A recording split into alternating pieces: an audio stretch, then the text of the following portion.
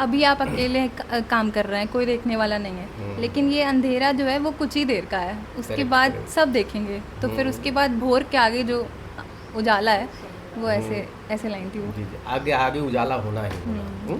ये अभी जब जो तक। अंधेरा चल रहा है उसमें आप अकेले हैं, प्रिपरेशन कर रहे हैं, जी जी जी। उसके बाद तो सब देखेंगे। आपको लगता है कि कोटा जाने की ज़रूरत नहीं, अब आपके अयोध्या में ही, ये अयोध्या एजुकेशन का हब बनता जा रहा है, आकाश इज सफिशिएंट? हाँ अंकल, मतलब कहीं और जाने की ज़रूरत नहीं है, अगर आप पेरेंट्स के अंडर हैं तो सबसे बेस्ट है, क्योंकि सपोर्ट मिलता है मोरली। मम्मी से बहुत मुझे सपोर्ट मिला है। तो ये कहते थे बेटा अगर ये ना हुआ तो तुम्हारा बीएच करवाएंगे, बीएचएमएस में करवा देंगे, आयुर्वेद में करवा देंगे। लेकिन ये था कि इनको कहीं ना कहीं सिविल में भेजने का हस्बैंड का मन था कि सिविल की तैयारी कर, खुल रही बेटा। अंकल मुझे पता है। क्योंकि इनको मोटिवेट किया जाता था, कोई घर पे आए तो बेटा तुम सिविल की तैयारी कर लो, बहुत में। नीट 2025 का रिजल्ट फाइनली निकल चुका है। जो बच्चे सिलेक्ट हुए हैं उनसे बातचीत की कड़ी में इस समय हूँ बिटिया वसुधा द्विवेदी के पास। माया बाजार में हूँ, ननिहाल में हूँ। ननिहाल में हौसले थोड़ा बुलंद हो जाते हैं बच्चों के। बेटा ढेर सारी शुभकामनाएं तुम्हें। Thank you uncle. कैसा लग रहा है? अच्छा लग रहा है, अच्छा लग रहा है। क्या उम्मीद थी हो जाएगा सिलेक्शन तुम्हारा? अंकल जब पेपर दे के आए थे तो था, लेकिन मतलब था कि हो जाएगा, बस रैंक का था कि रैंक क्या रहती है, रैंक क्या आ जाएगी। अच्छा अच्छा अच्छा, 2 अटेम्प्ट आप कहा दीजिए, तीसरा अटेम्प्ट था। 2 अटेम्प्ट में क्या कमी रह गई थी? अंकल एक 12th के साथ दिया था विदाउट प्रिपरेशन, जब निकले थे बोर्ड्स के बाद तो डायरेक्ट दिया था। हाँ, उसके बाद एक साल मैंने आकाश में तैयारी की, अच्छा। तब मेरे 571 थे। फिर अब ये उसके बाद और अच्छे से प्रिपेयर किया, जो कमी रहेगी वो देखी उसके बाद। जी जी जी जी। ये बताइए मोटिवेशन कहाँ से मिला तुम्हें? मोटिवेशन अंकल मुझे मिला पापा से, भैया से। भैया ऑर्थोपेडिक सर्जन है, तो वो इतना उन लोग मतलब रिस्पेक्टेड प्रोफेशन है बहुत, और जिस तरह से वो ट्रीट करते हैं पेशेंट्स को, फिर वो सामने वाले जो खुश होके जाते हैं, तो वो सब देख के बहुत अच्छा लगता था। भौकाल अच्छा है, टेलर अच्छा है, सिविल की तरफ क्यों नहीं गई आप? सिविल अंकल बचपन से मेरा पैशन डॉक्टर में ही है। बच्चियों के लिए सेफ माना जाता है टीचिंग जॉब। तुम्हारी आपकी मदर टीचिंग में है, हाँ तो डॉक्टर ही क्यों? डॉक्टर अंकल, क्योंकि मुझे अपनी तरफ से थोड़ा करना है कि मैं क्या कर सकती हूँ लोगों के लिए। अच्छा बचपन से ही, हाँ, मतलब एक अच्छा लगता है मुझे, अंदर से अच्छा लगता है। हाँ कोचिंग की क्या इम्पोर्टेंस रही है आपकी लाइफ में? अंकल, कोचिंग की बहुत इंपॉर्टेंस रही है, टीचर्स बहुत सपोर्टिव हैं वहाँ के। मतलब छोटे से छोटे डाउट, और मेंटली भी मतलब इसमें ब्रेक डाउन होता है, डिप्रेशन, मतलब बच्चे डर जाते हैं, तो उसमें भी टीचर्स का बहुत सपोर्ट ज़रूरी होता है। और टेस्ट यहाँ देने आते थे, तो उसके भी मार्क्स, उसमें भी जो रैंक आती थी, तो वो सब कंपटीशन के लिए ज़रूरी होता है, तो ये सब कोचिंग इम्पॉर्टेंट है। इस समय डिजिटल गैजेट्स आ गए हैं मार्केट में, सोशल मीडिया, यूट्यूब है, फेसबुक है, आपका इंस्टाग्राम है। कितना सपोर्ट किया आपको? अंकल हम थे नहीं किसी पे, किसी पे नहीं थी? नहीं, हम केवल यूट्यूब जब फंसते थे तो देख लेते थे, बाकी किसी प्लेटफॉर्म पे मेरी आईडी थी नहीं।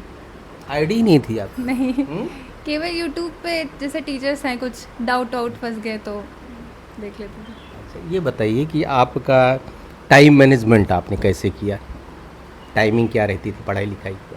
अंकल जैसे सुबह कोचिंग के हिसाब से, और सुबह जैसे उठ गए 7 बजे तक, उसके बाद आधा घंटा या 1 घंटा, जैसे आधा घंटा, उसके बाद फिर पढ़ने बैठ गए। रिवीजन सुबह करते थे हम, सुबह रिवाइज़ किया, उसके बाद फिर दोपहर के टाइम क्वेश्चंस प्रिपेयर करते थे, क्योंकि दोपहर में क्वेश्चन, क्योंकि टाइमिंग वैसी है पेपर की, तो उस टाइम पे जिससे ब्रेन चले, तो उस टाइम पे क्वेश्चंस लगाते थे। फिर शाम को बायो या केमिस्ट्री जो इंटरेस्टिंग है, इजी है, क्योंकि थक जाते हैं, तो वैसे टाइम मैनेज करते थे।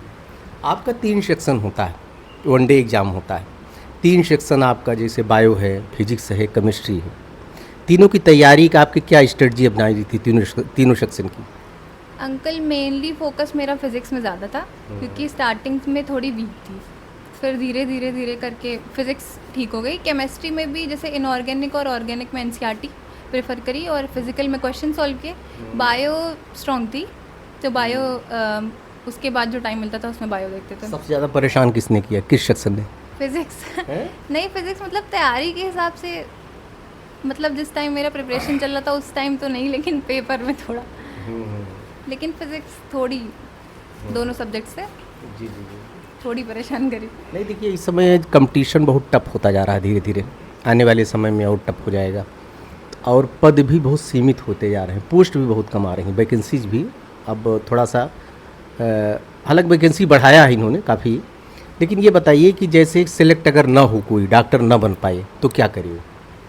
अंकल ऐसे मेरा तो कोई बैकअप मैंने नहीं सोचा था, मैंने सोचा था करना है तो यही करना है, लेकिन उसके नहीं, प्लान अलावा भी कोई नहीं था आपका ना उसमें? नहीं, मैंने प्लान भी सोचा था कि फिर जैसे आयुर्वेद में हाँ, है ना, मतलब बीएमएस जाती कर मेडिकल लूँ। लाइन में। हाँ, जाते हैं मेडिकल में। जी जी। लेकिन ऐसा मेरा था कि करना एमबीबीएस है मेनली, प्राइम फोकस वही था, उसके अलावा नहीं तो फिर बीएमएस करते मतलब आयुर्वेद। लाइन यही रहती।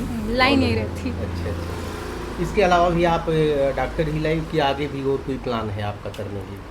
अंकल अभी तो कार्डियो सर्जन मुझे बनना है, तो जी, कार्डियो मेनली सर्जन। तो यही है। इसके अलावा इंटरेस्ट क्या है?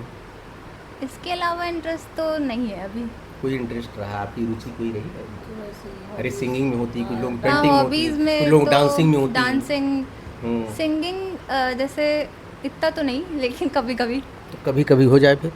नहीं अंकल, इतना अच्छा हम गाते नहीं। सिंगिंग नहीं, नहीं आपने करते वो हैं। चीज बताया interest Mainly अपना, तो मेरा कि dancing वो ही था। वो पॉसिबल, अभी आप कहती क्रिकेट खेलते हैं, डांस अच्छा पेंटिंग तो संभव नहीं था, हाँ। डांसिंग भी पॉसिबल नहीं है, लेकिन सिंगिंग तो सब पॉसिबल है। सिंगिंग अंकल हम इतना कोई गाते कविता नहीं, हम मोटिवेशनल। Motivation father. अच्छा, कोई ऐसी चीज आपके स्लोगन हो, जो कविता हो आपको, जो कि आपको याद रहता हो? जैसे मेरी भी लाइफ कुछ है, लाइफ में इसको मैं याद रखता हूँ, वैसे कुछ आपके है कि 24 घंटा आपको याद रहती है कि ये हमको, ये आपकी लाइफ के लिए हमेशा मोटिवेट की हो? अंकल एक थी पर मैं क्या? नहीं, अभी क्या भूल था? गई हूँ। याद नहीं आ रहा क्या? नहीं, हम्म? वो एक लाइन थी कि याद नहीं है मुझे एग्जैक्टली, लेकिन उसमें ऐसा था कि मतलब जैसे लाइन का मतलब ही बता दो। कोई लाइन ऐसा का नहीं मतलब है। ये था कि अंकल जैसे अभी आप अकेले काम कर रहे हैं, कोई देखने वाला नहीं है, लेकिन ये अंधेरा जो है वो कुछ ही देर का है, उसके Correct, बाद correct. सब देखेंगे, तो फिर उसके बाद भोर के आगे जो उजाला है वो ऐसे ऐसे लाइन थी वो। जी जी, आगे आगे उजाला होना है। ये अभी जो अंधेरा चल रहा है उसमें आप अकेले हैं, प्रिपरेशन कर रहे हैं, जी जी जी। उसके बाद तो सब देखेंगे। और बच्चों के लिए मैसेज क्या देना चाहेंगे जो तैयारी कर रहे हैं? और कोई ज़रूरी नहीं सब डॉक्टर ही बन जाए, फेल भी होते हैं। अंकल इसमें मेंटली स्ट्रांग होना बहुत ज़रूरी है, क्योंकि ये जर्नी मेंटली, क्योंकि पेशेंस बहुत मांगती है। पूरी प्रिपरेशन में अप डाउन्स होते रहते हैं मार्क्स में, तो मैं कहूँगी कि मार्क्स को देख के ना चलें, आप अपनी प्रिपरेशन देखें कि क्या सब्जेक्ट वीक हो रहा है, क्योंकि मार्क्स मेरे भी कभी कभी कम हो गए थे, तो उससे डिमोटिवेट होने से अच्छा है कि क्या कमी रहेगी वो देख के मोटिवेट हो जाए। तो मेनली तो यही। क्या आपके मन में कभी नहीं आया कि हमको भी कोटा जाना चाहिए? ये आके अयोध्या बहुत छोटी चीज़ है, तो मन में नहीं आया कभी? नहीं मम्मी से अंकल, जिद नहीं किया, पापा जिद नहीं किया? कोटा जाने के लिए तो नहीं, लेकिन ऐसा था कि जैसे इन्वायरमेंट होता है ना पढ़ाई का, सारे बच्चे पढ़ते रहते हैं, तो अब अकेले आप एक रूम में बैठ के पढ़ रहे हैं, नहीं पता कि बाकी बच्चे क्या पढ़ रहे हैं, तो वो एक डर था कि जो मैं कर रही हूँ सही है कि नहीं। आपको लगता है कि कोटा जाने की ज़रूरत नहीं, अब आपके अयोध्या में ही अयोध्या एजुकेशन का हब बनता जा रहा है, आकाश इज सफिशिएंट?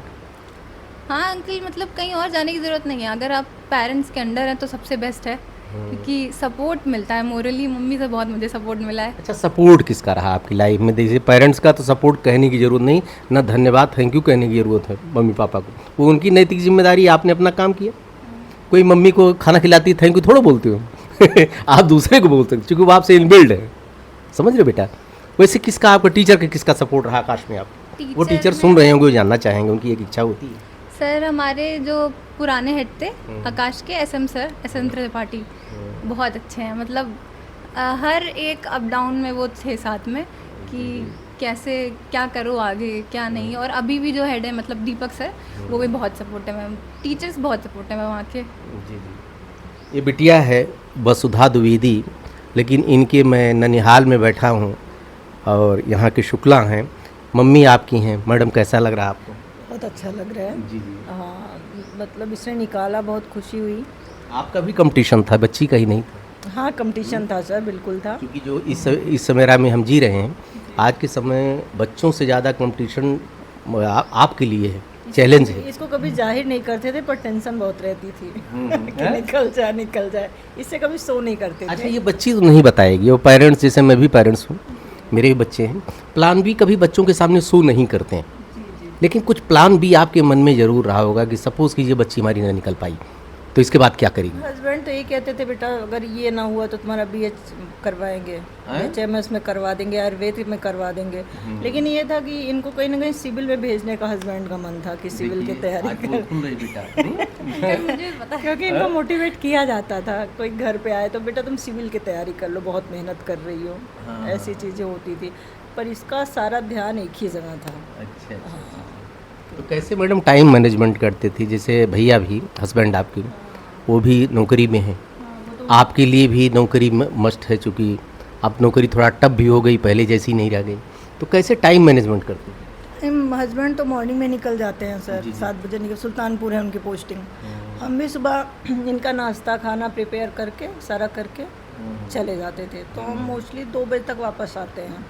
तो इनको कॉल करके पूछते रहते थे कि बेटा क्या कर रही हो, नाश्ता किया, अच्छा पढ़ रही हो, क्या कर रही हो, बस फ़ोन से। फिर 2 बजे आ गए तो आज कर ही रहे हैं, फिर अपना ये पढ़ रही हैं, ऐसे मैनेज हुआ है। जी। तो आप दोनों लोग इस तरह से मैनेज? जी, इस तरह से मैनेज हुआ है। पेरेंट्स के लिए क्या मैसेज करना चाहेंगे आप?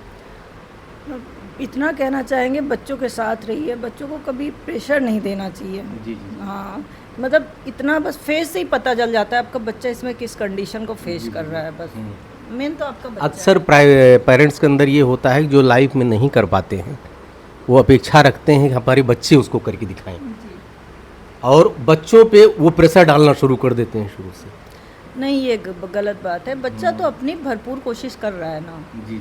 सबकी किस्मत तो कहते हैं ना, 5 उंगलियां बराबर नहीं होती, अपना बेस्ट देने की कोशिश कर रहा है, बच्चे के साथ रहिए, बस मैं ही कहूँगी। ठीक, आप हैं मम्मी वसुधा की, वसुधा जी हैं। पापा जी से मुलाकात मेरी नहीं हो पाई, आगे भी मुलाकात करेंगे। लेकिन जैसा कि आपने देखा कि बच्ची के अंदर पहले शुरू से ही अपना गोल इसने तय कर लिया था, लेकिन पेरेंट्स छिपा के रखते हैं प्लान बी, वो बच्चों के सामने ओपन नहीं करते हैं। फिलहाल बच्ची आगे बढ़े, हमारी शुभकामना है, आप लोग भी शुभकामना दीजिए, ढेर सारी शुभकामना। धन्यवाद आपको। Thank you.